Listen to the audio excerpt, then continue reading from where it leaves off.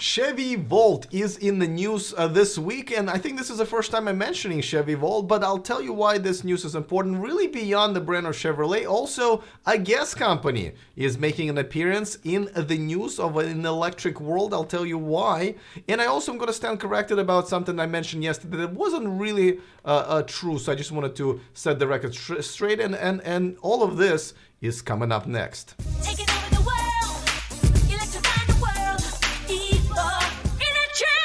Thank you to those of you guys who are watching me live on Patreon, and of course if you're watching me on YouTube, please consider subscribing so you don't miss anything moving forward. It is free, and also you will learn a lot of stuff about electric cars, especially if you're shopping for one in the next couple of years. All right, let's get going. Chevy Volt is in the news, and it is getting better. Actually, it got better for the next year because the charging is going to be twice as fast. Now, if you're gonna read some of the publications out there, like Electric, who are, obviously very pro-Tesla, they're saying, what's a big deal? This is a very disappointing update, But actually, for people who are, common folk who love their Chevy Volts, this is a big deal because a lot of them don't just always charge at home. Yes, if you charge overnight, it's not a big deal because it doesn't matter whether it takes 2 hours or 4 hours to charge your car. You're asleep for at least 6. At least if you're me, but a lot of these folks charge their car at work because it only has about a 52, 53 mile range, and therefore sometimes if you drive 20 or 30, you drop off your kids at work or you have a lunch appointment, you need to recharge at work, and it does matter if you can charge twice as fast. Now they made some other little improvements here and there, and we can argue about whether or not that's enough, but better is good. I like that saying, better is good. So this car just got better, and I think more important thing is really why, because we kind of forgot, or some of us forgot, that once Chevy Bolt came on the scene, I thought that Volt was just gonna kind of fall off the face of the earth. But if you look at the sales, and this is from Inside EVs, these guys do a great job on InsideEVs.com tracking the sales of cars. As you can see, for the year, and I'm going to bring it up fully on the screen, for the years you can see they're pretty much tied in sales, but in the last 3 months the Chevy Volt has outsold Chevy Bolt by some substantial numbers, actually. So people are definitely still not only buying this car, but it looks like they're loving it as well. And for a personal sort of epiphany that I've been kind of having throughout this year is that I'm starting to realize that this whole all or nothing deal that I think even I got sucked into is kind of like, you whether drive an all electric car or you're the part of the oil company conspiracy and all of that stuff. I'm realizing that yes, people like me, and I haven't owned a gas car since 2012. Not everybody has the luxury of maybe having the funds or being such a big fan of the movement that you were willing to sacrifice quite a few things actually by owning an electric car. And and so most people, if they are going the electric route for many different reasons, they do want to have an insurance of having a gas tank and being able to kind of rely on the proven technology because that's still better than having a fully gas car. Now, I myself have admitted using gas cars when I rent them when I go on long distance trips, because even superchargers add a little too much time than I'm comfortable with to my trips to LA and Sacramento. And now, as I'm moving to Sacramento in exactly a month, actually, and I will be coming back to Bay Area pretty often because I have friends and family here in a PO box. So you got to visit all of them. They all need attention. So I will be, put in a bit of a dilemma because, it's a 2-hour drive. If I would be driving my Tesla, it's a 2-hour drive plus a supercharging at 30, 45 minutes or so. I supercharge at Vacaville. Sometimes it has a line, and even once I get here, nobody who I visit has a charging station at their place, so I would have to supercharge once again.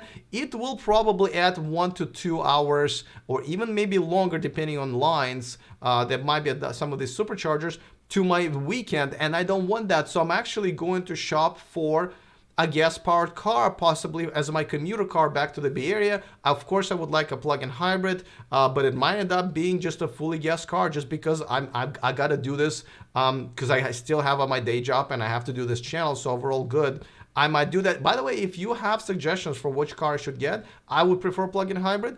But nevertheless, let me know. Of course, I want as environmentally friendly car as possible, as my main car will probably remain Tesla. So this is why I think this story is very important about a Chevy Volt. All right, well, let's move on to another story. Before that, of course, I want to mention that the sponsor of this video and of this channel is Avanex, the aftermarket accessories for Tesla. If you are looking to shop there, go ahead and grab your discount coupon code in the description of this video so you can save yourself a few bucks. Now, my next story is actually about, oh my goodness gracious, that is a logo of the BP and the enemy. The enemy, but this week, actually, they might be waving a bit of a white flag, and as I kind of expected, I've been expecting them to do this. They have went ahead and acquired the largest charging network and largest charging manufacturer, which is Chargemaster in the UK. I think they have up to 6,500 chargers throughout the country. They make those chargers and they also install them at people's residences and businesses.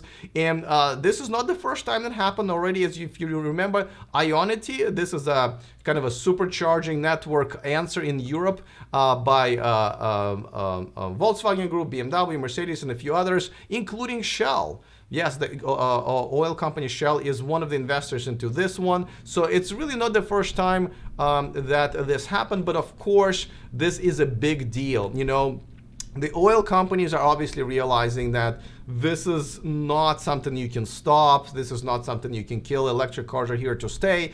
And, you know, they are energy company. And of course, they don't want to go belly up. So they're now investing into the new energy making and a new energy, obviously, for consumers. And this is a pretty natural way to go. So these companies that are now dirty oil companies will slowly will have to pivot and start creating the charging networks and solar farms and so forth, you know, and sooner or later they will probably be our friends because they will be providing green energy for all of us. And this is one of the first steps. So this is a big deal. I welcome that, and I'm hoping, and I'm counting on reporting on stories like this many times throughout, you know, the remaining of the year and definitely the next year, as they're realizing that that's the future. It's always funny how these logos like make you think of the sun and greenery when they're kind of the opposite right now. If you Google the logo, you will find very interesting images that people photoshopped around. All right, well, let me make a quick connection. Yesterday I reported that Renault Trucks came out with 3 new trucks. One of them is the one in the middle is up to 185 miles. And I was speaking under the impression that the Renault Trucks is owned by Renault. Especially granted their logo looking like this, which is actually has the Renault a logo, but apparently, and you know, I did make a mistake because I guess I'm not really that versed in the trucking industry nuances, but the Renault Trucks is not owned by Renault despite the logo. It's actually owned by Volvo Group. So it has nothing to do with the Renault. It used to, but no longer. So I want to stand corrected, and I'll let you guys know that. Okay, now, of course, all of your comments and of your replies are welcome in the description, in the comment section of this video, and I reply to them daily. Now on Instagram TV, if you haven't followed me there, please go ahead and do so. Just have to find me at E4Electric, and I will be answering questions right after the show, right there. It will be published, including this one. I get asked that a lot, and I can't believe that, but nevertheless, I will be answering that tonight as well. All right, guys, that is it for me. Of course, I will see you tomorrow. Other than that, see you next time, and remember to stay charged.